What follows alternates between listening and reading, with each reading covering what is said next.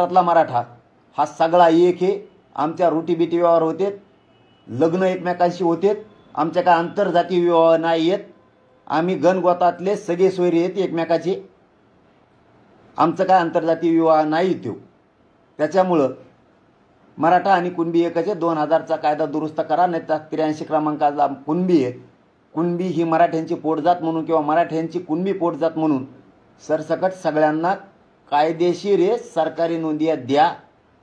रस्त्यावर उतरू देऊ नका आम्हाला कायदा सुव्यवस्था बिघडायची नाही. आमचं आंदोलन कायमस्वरूपी शांततेत राहणार आहे. फक्त आम्हाला डवचू नका.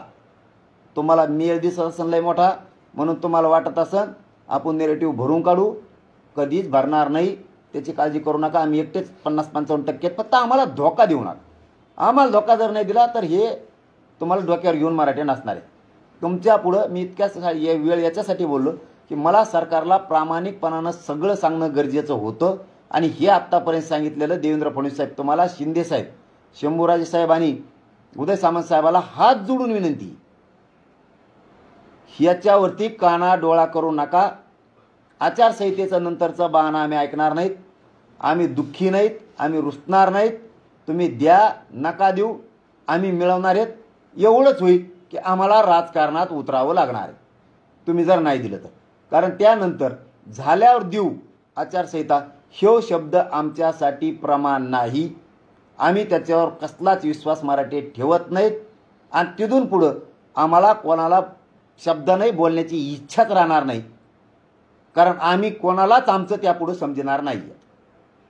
त्याच्यामुळं गोष्टी सांगितल्यात ह्या तुम्ही समजून घ्या आणि ठासूनच सांगायचं सरकारनं शिका. मग ते भले मराठी असतील किंवा ते ओबीसी असतील. ज्याच्या शासकीय नोंदी आहेत त्याला आरक्षण दिल्याशिवाय आम्ही थांबणार नाही. ज्याच्या नोंदी सापडल्यात त्या नोंदीवाल्यांना, त्याच्या रक्ताच्या नातेवाईकाला आणि कुणबीच्या खाली सदर जेवढे आहेत ते सगळे कुणबी आहेत त्यांना सगळ्यांना बीड जिल्ह्यात जे सापडलेत आता 20,000 तेही ताबडतोब देतो. देवी लशीची तपासणी बंद झाली, संस्थांची बंद झाली, प्रमाणपत्र राज्यात द्यायचे बंद झालेत, त्याचं कुठली तपासणी केली जात नाही. त्याला काय म्हणते तरी व्हॅलिडिटी याचे बंद करून टाकले.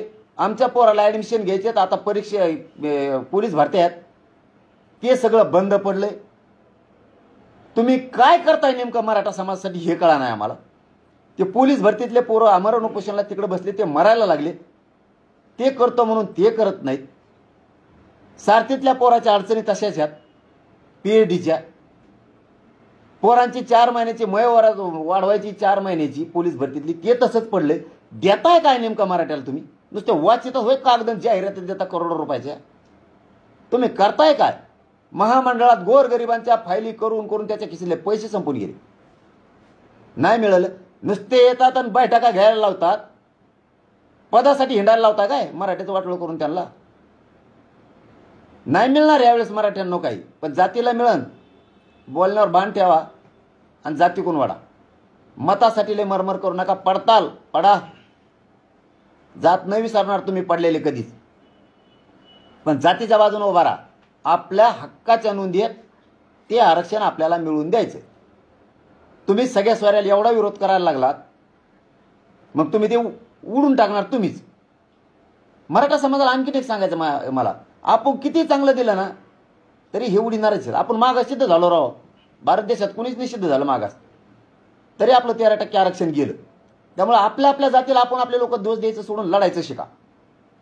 दोष दिला की माणसं बाजूला सरकत येत आणि मग लढायला कोणी राहत नाही आपल्याला.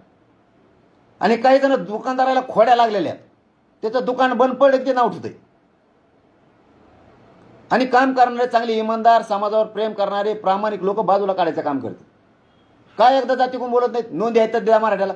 ज्या मराठ्याला आरक्षण घ्यायचं नाही ना त्यांनी सुद्धा म्हणलं पाहिजे आम्हाला नाही घ्यायचं, पण त्यांच्या नोंदी सापडल्या द्या त्यांना. आम्ही मराठी मागं उभा आहेत त्यांच्या. काय म्हणत नाही तुम्ही? म्हणायला पाहिजे तुम्ही सगळ्यांनी प्रामाणिकपणा. कुठं ना कुठं तरी तुम्ही सुद्धा मतदान घेताय मराठ्यांचं. कुणबी आणि मराठा एकच देऊन टाका त्यांना, आम्हाला नाही घ्यायचं. पण सरकारी नोंदी रोखू शकत नाहीत हे छाती ठोकून सांगायला पाहिजे. आणि नोंद निघाली की फटाफट वाटायला पाहिजे. 50 बाऱ्या मंत्र्याला 50 बाऱ्या फोन लावावं लागतात आमदाराला. ह्या तालुक्यात ह्या एडीएमने असं केलं, कन्नडच्या एडीएमने तसं केलं, कुठं संभाजीनगरच्या एडीएमनं तसं केलं, नाशिकच्या एडीएमनं रोखल्या ना. येवल्याचा तहसीलदार खोटे प्रमाणपत्र छगन भुजबळकडे पाठवतोय. हे बघा पेन आणलेली. मग ते भाषणात म्हणतंय का त्या तहसीलदारात लिहितंय. करा बरं चौकशी जरा त्याची. एडीएम त्यो नाशिकचा सगळे 3000 प्रमाणपत्र रोखून ठेवलेत. का बरं ठेवले? खेडचे सगळे पुण्यातले रोखून ठेवले. सोलापूरचा त्योच प्रकार, साताऱ्यात त्या पाटणमध्ये त्योच प्रकार, कोल्हापूरला रोखून ठेवलेत. कोल्हापूर तर सगळंचे सगळं कुणबी ती. काय घेत नाही सरकारी नोंदी तुम्ही? धाराशिवला त्योच प्रकार. लातूरच्या नोंदी रोखून धरल्यात. काल माझ्याकडं लातूरचे आणि परभणीचे काही अधिकारी आले होते. कमून रोखून धरले तुम्ही? ते औंध संस्थांचे का कागदपत्र घेत नाहीत तुम्ही? काय देता मराठ्याला तुम्ही? अहो तुम्ही सगळ्या स्वारी सुद्धा गरज नाही आम्हाला अंमलबजावणीची, लगेच गरज नाही. तुम्ही 83 क्रमांकावर कुणबी आणि मराठा एकच पोट जात म्हणून घ्या. आणि तुम्हाला घेता येत नसली तर ज्या 180 जाती आहेत त्या एवढ्याच ठेवून बाकीचे सगळे उलटू टाका. पोट जात म्हणून एक बी ठेवू नका. तत्सम जाती जेवढ्या घेतल्या त्या पुऱ्या काढा. उपजाती म्हणून घेतल्या त्या पुऱ्या काढा. त्यांना एक निकष आणि आम्हाला एक निकष कस काय लावतोय? कोणता न्याय करायला लागले तुम्ही? कस काय अन्याय करायला लागले शिंदे साहेब आणि फडणवीस साहेब? आणि मागचे पाडे गिरायचं बंद करा. फडणवीस साहेबाला हात जोडून सांगतो, 6वा मुद्दा सांगतो यो, तुम्ही ते मागचे पाडे गिरायचे बंद करा. कोणचे? मी आरक्षण दिलं, तुम्ही आरक्षण दिलं साहेब, मान्य केलं मराठ्यांनी, 13% तुम्ही दिलं, मराठ्यांनी 106 आमदार निवडून दिले. उपकार ठुला नाही. तुम्ही म्हणता मी 10% दिलं, ते टिकणारच नाही म्हणून आम्ही स्वीकारलं.